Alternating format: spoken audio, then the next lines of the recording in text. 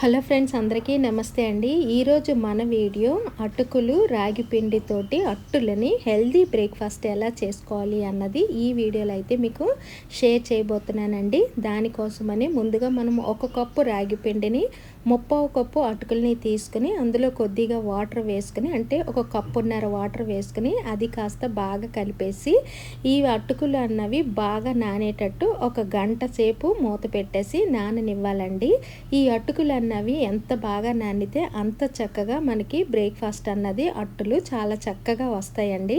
ఇలా నేను గంట పాటు నానబెట్టిన తర్వాత దాన్ని కాస్త మనం తీసి చూసేసరికి ఈ మాదిరిగా అయితే నానుతుందండి. ఇలా నానింది అంటే పర్ఫెక్ట్గా నానినట్టేనండి. ఇలా నానిన అటుకులు రాగిపిండి మిశ్రమాన్ని మనం మిక్సీలో వేసి మెత్తగా గ్రైండ్ చేసుకోవాలండి.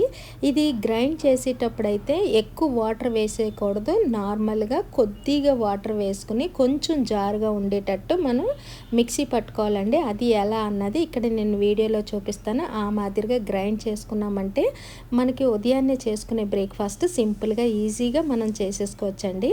ఇక్కడ చూడండి ఫ్రెండ్స్, ఇలా కొంచెంగా వాటర్ వేసాను కదా, అలా వాటర్ కొంచెం వేసుకొని ఇక్కడ పిండి చూడండి ఈ మాదిరిగా ఇక్కడ నేను వీడియోలో చూపిస్తున్న మాదిరిగా మనం గ్రైండ్ చేసుకోవాలి. అంటే మనం గరిటతో ఇలా వదులుతూ ఉంటే దానికి అంతటా అది చక్కగా స్లోగా జారుతూ ఉన్నట్టుగా ఉండాలి.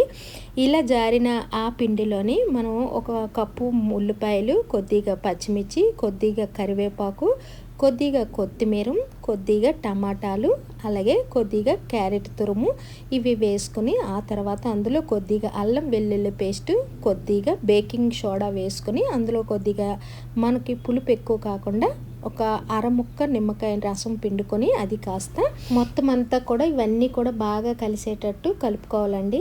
అయితే ఈ పిండిని మనం తయారు చేసుకునేటప్పుడు ఏమాత్రం పల్చగా అయ్యింది అంటే మనకు అట్టు అన్నది రాదండి. అందుకని మిక్సీ పట్టేటప్పుడు మాత్రం వాటర్ అన్నది కొద్దిగా వేసుకోండి.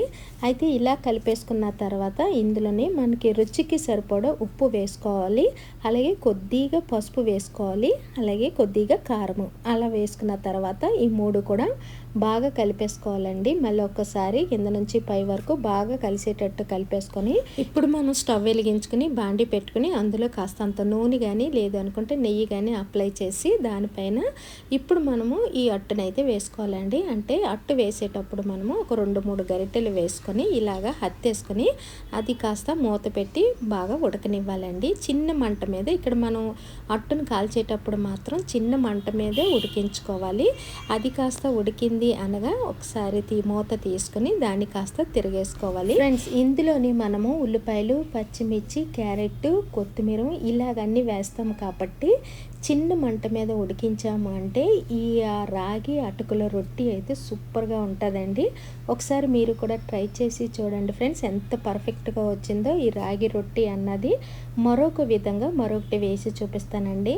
దీనిపైన ఆయిల్ కానీ నెయ్యి కానీ రేఖకి అప్లై చేసి 3 గరిటెల వరకు ఈ పిండి మిశ్రమాన్ని వేసుకొని అది కాస్త హత్తేసుకొని ఇక్కడ మనం ఆల్రెడీ అన్నీ కలిపి సింగిల్గా అట్టుని వేసి చూపించాను కాబట్టి ఇలా వేసిన తర్వాత మరొకసారి ఇలాగ పైన ఉల్లిపాయలు, క్యారెట్, కొత్తిమీర ఇలా మీకు కావలసిన వెజిటేబుల్స్ ఏవైనా సరే పైన వేసుకొని ఇలాగ కూడా కాల్చుకోవచ్చండి.